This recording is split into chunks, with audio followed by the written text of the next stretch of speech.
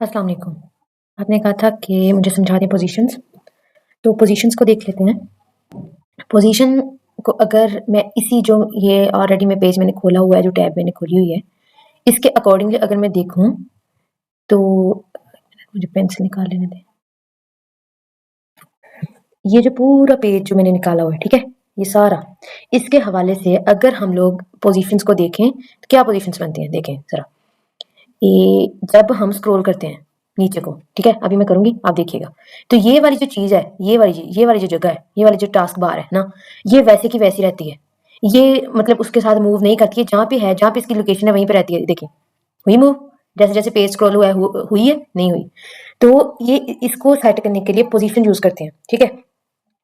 अब देख लेते हैं जी। सबसे पहले आ जाती है static position. The element is positioned according to the normal flow of the document. Static position यानी डिफॉल्ट होती है, यानी लेट सपोज मैंने कोई वेबसाइट बनाई है, ठीक है, तो उसमें जो है वो ऐसे साथ साथ स्क्रॉल होता जाएगा जो मैंने लगाया, जिसकी पोजीशन स्टैटिक है। स्टैटिक लिखो या डिफॉल्ट सेम ही है, ठीक है। डिफॉल्ट होता है जो एज इट इज शुरू से होता है।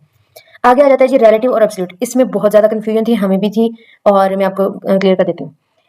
अब देखें, जो है ना रिलेटिव, रिलेटिव को हमने करना है कि जी ये है हमारा पेरेंट, ठीक है। ये हो गया जी हमारा, पी से इसको रिप्रेजेंट कर देते पेरेंट है, ठीक है। और ये जो है ना अब्सोल्यूट वाला क्या है? अब्सोल्यूट हमारा चाइल्ड है, ठीक है। यानी कि अगर अगर हमने किसी भी चीज को करना है, उसको अलाइन करना है, उसको पोजीशन देनी है, ठीक है। मतलब लेट सपोज जो है ना हमारे फादर है, ठीक है, और हम उनके आगे औलाद है। अब फादर कौन हुए? रिलेटिव, उनकी पोजीशन रिलेटिव हुई, और एब्सोल्यूट हमारी पोजीशन है, यानी औलाद की, ठीक है। अब फादर के हिसाब से हम लोगों ने अपनी पोजीशन सेट करनी है। हमने टॉप की तरफ जाना है, लेफ्ट की तरफ जाना है, बॉटम की तरफ जाना है, ठीक है। ये चीज सबसे पहले आपको क्लियर करनी होगी कि जो रिलेटिव है वो हमने उसको देना है जिसके हिसाब से हमने अपनी पोजीशन चेंज करनी है, ठीक है। और एब्सोल्यूट उसको देना है जिसकी पोजीशन चेंज करनी है। Got it? अब मेरी एक और बात सुने। अगर लेट सपोज हमने किसी को रिलेटिव नहीं दिया, पोजीशन रिलेटिव किसी पेरेंट को नहीं दिया, तो बाय डिफॉल्ट कौन होगा भला पेरेंट? किसके हिसाब से? जो एब्सोल्यूट वाला है, किसके हिसाब से पोजीशन होगा? एचटीएमएल होल डॉक्यूमेंट के हिसाब से, ओके। बाय डिफॉल्ट जो रिलेटिव होता है वो पूरा एचटीएमएल का डॉक्यूमेंट होता है, और अगर किसी स्पेसिफिक डिव को हमने देनी हो रिलेटिव पोजीशन, तो हम ये रिलेटिव देते हैं, ठीक है। आगे आ जाता है जी फिक्स्ड। फिक्स्ड कौन सी होती है? फिक्स्ड ऐसी होती है जो मैंने अभी आपको बताई थी, ये जो ऊपर जो सारी स्पेस है ना, ये जो ऊपर सारी स्पेस है, मतलब ये जैसे नेविगेशन बार हो गई, ये जो भी मैंने पहले मेंशन की थी ना, टास्क बार, ये सारी फिक्स है, क्योंकि ये जैसे जैसे मैं पेज स्क्रॉल कर रही हूँ ये ऊपर वैसे ही है, ये चेंज नहीं हो रहा, ठीक है। और आगे आ जाते हैं जी स्टिकी। स्टिकी ऐसे होता है कि लेट सपोज यहाँ पे मैंने ना एक बॉक्स रखा है, ठीक है, उसको एक मैंने स्पेसिफिक पोजीशन दे दी है, जब वो स्पेसिफिक पोजीशन तक जाएगा वहां पे जाकर रुक जाएगा, ठीक है। अब हम इन सबको देख लेते हैं। ये मैंने HTML की फाइल निकाल दी, इसमें हम साथ ही CSS की बना लेते हैं, ऊपर ही कर लेंगे, ठीक है। div,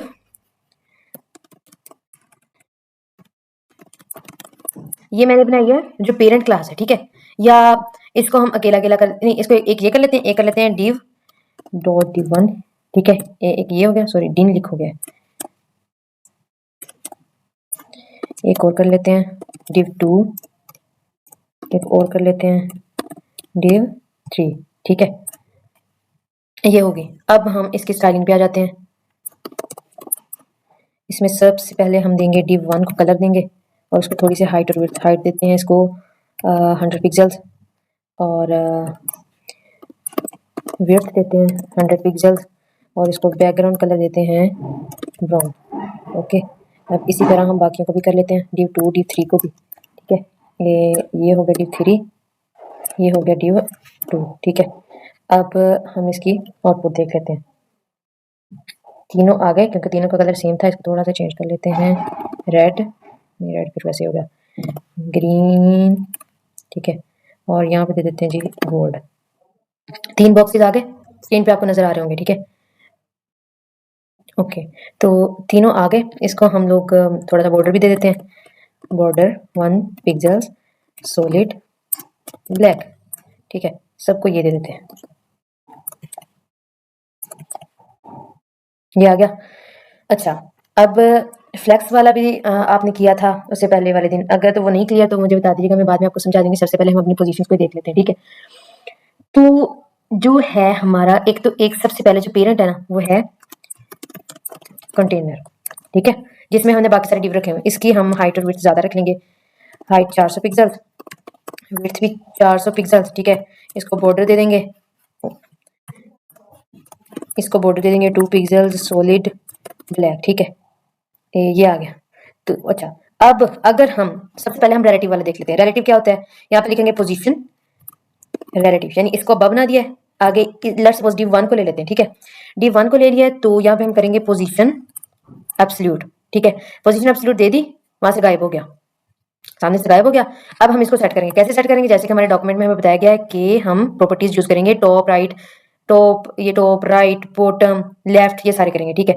अच्छा, अब अगर हम करते हैं टॉप 50% और राइट 50%, आ गया ना, ये आ गया। इसको परसेंटेज में भी वैल्यू दे सकते हैं, इसको हम पिक्सल्स में भी वैल्यू दे सकते हैं, जैसे बाकी यूनिट्स हम यूज करते हैं। अब देखिए आ गया ना, इसके रिलेटेड पोजीशन चेंज हुई है। अगर लेट सपोज हम इसको रिलेटिव वाला, मतलब इसको हम कमेंट कर देते हैं, तो बाय डिफॉल्ट रिलेटिव कौन सा हुआ, हमारी HTML की फाइल।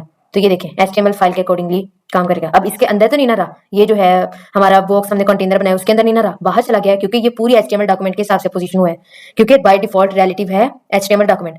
अगर वही ये देखें हमने इसको दे दिया है रिलेटिव पोजीशन, कंटेनर को दे दिया, नहीं ये जो बॉक्स बड़ा बनाया इसको दे दिया, तो इसके हिसाब से पोजीशन होगा। एब्सोल्यूट और रिलेटिव क्लियर हो गया।